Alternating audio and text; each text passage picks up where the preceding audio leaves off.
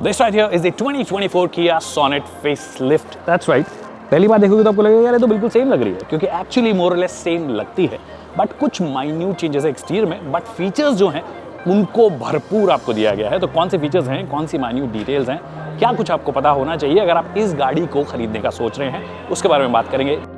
नमस्कार कमंगड़ी दिव्य सज्जनों, my name is Vikas Yogi, you are watching us in studio and here is everything that you need to know about the 2024 Kia Sonet Facelift.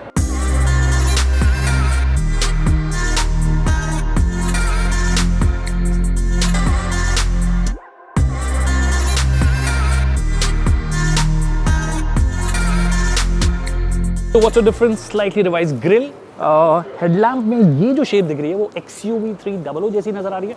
LED DRL जो आपको नजर आ रहा है, हालांकि फुल LED सेटअप है। यहाँ पे आपके लिए फॉग लैम्प वो भी DRL सॉर्ट ऑफ दिया गया है।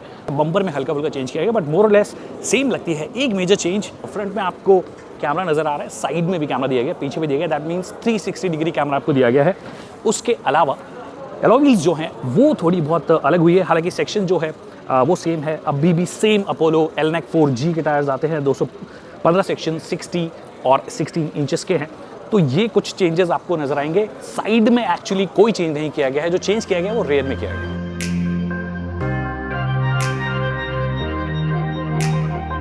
भीतर आ गए हैं हम, और अंदर जो चीज एक्स लाइन में आपको नजर आएगी वो सेल्टॉस एक्स लाइन में भी नजर आती है। दैट इज ग्रीनिश जो टिंट आपने देखा है सेल्टॉस में, जो कि कंपैरेटिवली थोड़ा सा ज़्यादा प्रीमियम लगता है। ऑल्सो डैशबोर्ड पे भी उसका आपको ट्रीटमेंट नज़र आता है। यहाँ पर नहीं है कोई भी डैशबोर्ड का ट्रीटमेंट।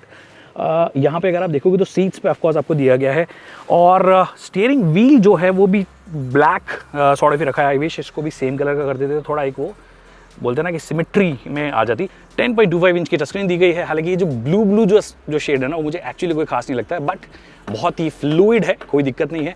एप्पल कारप्ले और एंड्रॉइड आपको दिया गया है। आई थिंक अभी भी वायर्ड है। अच्छी बात यह है टाइप C का इंक्लूजन यहाँ पे किया गया है, और जैसे कि सोनेट में पहले होता था कि नीचे वाले जो वर्जन्स थे उसके अंदर वायरलेस एंड्रॉइड ऑटो और एप्पल कारप्ले मिलता था, शायद यहाँ पर भी सेम चीज़ की गई है। हालांकि एक चीज़ मुझे बिल्कुल अच्छी नहीं लगी यहाँ पर, ये जो ट्रीटमेंट है ना, this kind of looks slightly busy honestly.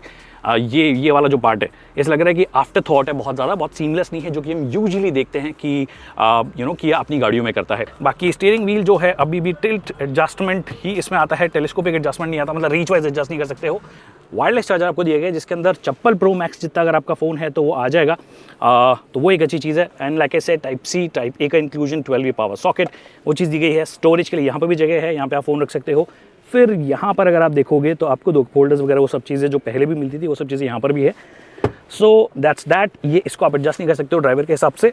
Also seats जो हैं मुझे कंपैरेटिवली हमेशा से इसकी थोड़ी छोटी लगती है, वो चीज़ है। बट एक चीज़ जो उन्होंने अच्छी की है और वो है ये इलेक्ट्रिक एडजस्टमेंट। मतलब आप सीट को रिक्लाइन करना हो तो आप रिक्लाइन कर सकते हो, आपको आगे पीछे करना हो, ये सबसे पीछे है पोजीशन, इसको आगे करना हो तो आप आगे कर सकते हो। जो कि इसने वेन्यू जो इसकी कज़न है, डिस्टेंट कज़न या क्लोज कज़न, उससे लिया गया है। और ये चीज़ जो आप देख रहे हैं इंस्ट्रूमेंट क्लस्टर, ये आपको सेल्टॉस इंस्पायर्ड लगता है।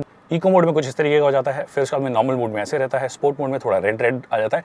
तो ये जो चीज़ है एग्जैक्ट उठाई गई है सेल्टॉस से, बट क्योंकि ऑफकोर्स ये छोटी गाड़ी है तो थोड़ा छोटा ही आपको नजर आता है, बट विजिबिलिटी वाइज जो है वो बहुत अच्छा ये नजर आता है।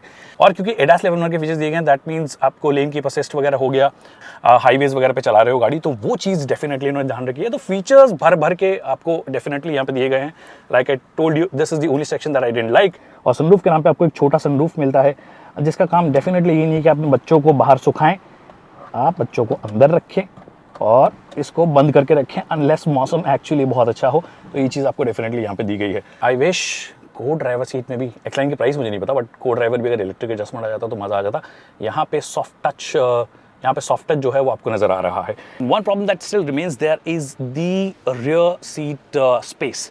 थोड़ा सा अगर आप लंबे बंदे अगर पीछे बैठे हैं तो पीछे वालों के लिए थोड़ी सी परेशानी हो सकती है।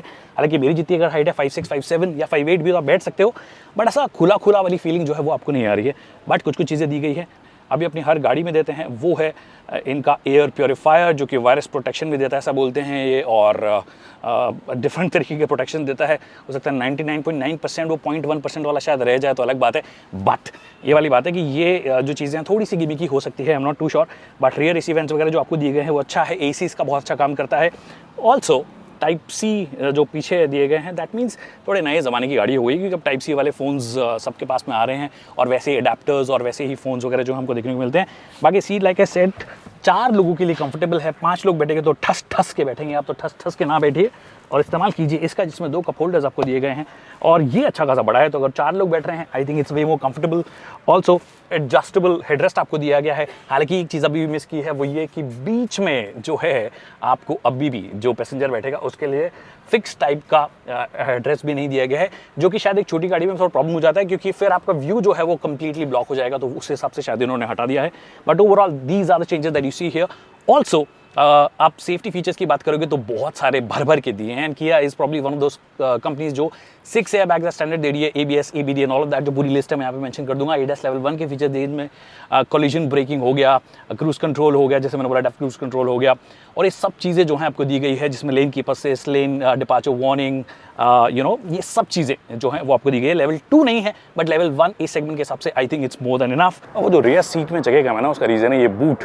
एक्चुअली अच्छा खासा बड़ा बूट है, इसको थोड़ा सा एडजस्ट करके अगर आप रियर सीट थोड़ी बढ़ा देते ना तो मज़ा आया था, बट ये इस जनरेशन में करना तो मुश्किल है। बट हाँ, बड़ा सारा बूट है, आप ठीक ठाक सामान इसके अंदर डेफिनेटली रख सकते हो। और पहले की ही तरह अभी भी आपको सबसे ज़्यादा इंजन ऑप्शंस, ट्रांसमिशन ऑप्शंस ये मिलते हैं। दैट मीन्स 1 लीटर का टर्बो GDI, जो कि फ्यूल एफिशिएंसी के लिए नहीं जाना जाता, but you have the DCT, you have the IMT with this one. Also जो डीजल ऑप्शन है वो अभी भी आपके पास में है, 1.5 लीटर का diesel engine, one of the most powerful in the segment. It's really fun to drive, but एक कमी उसमें हो गई थी, वो मैनुअल चला गया था, वो वापस आ गया है। तो अगर आप मैनुअल डीजल लेना चाहते हो, this is probably the only option besides the Nexon जो आप ले सकते हो। This is way more refined, this is a 4 cylinder engine, way more refined, way more powerful than the Nexon. तो ये चीज़ें हैं। बाकी आपको DCT चाहिए, आपको IMT चाहिए, आपको टॉर्क कन्वर्टर चाहिए, आपको कुछ भी मैनुअल ट्रांसमिशन चाहिए, वो सब चीज़ें यहाँ पर आपको मिलने वाली है। It's like a world premiere. तो जनवरी में इसकी प्राइस आएगी। मुझे लगता है जितने फीचर्स दिए गए हैं, स्टैंडर्ड फीचर दिए गए हैं, तो 30 से 40 हज़ार का इजाफा इसकी प्राइस में हो सकता है। व्हाट डू यू थिंक, क्या प्राइस होनी चाहिए, मुझे कमेंट सेक्शन में बताइए। बाकी अगर कोई सवाल रह गए हैं तो आप पूछ सकते हो, हम उसका जल्द से जल्द जवाब देंगे। Thank you so much people for watching this video.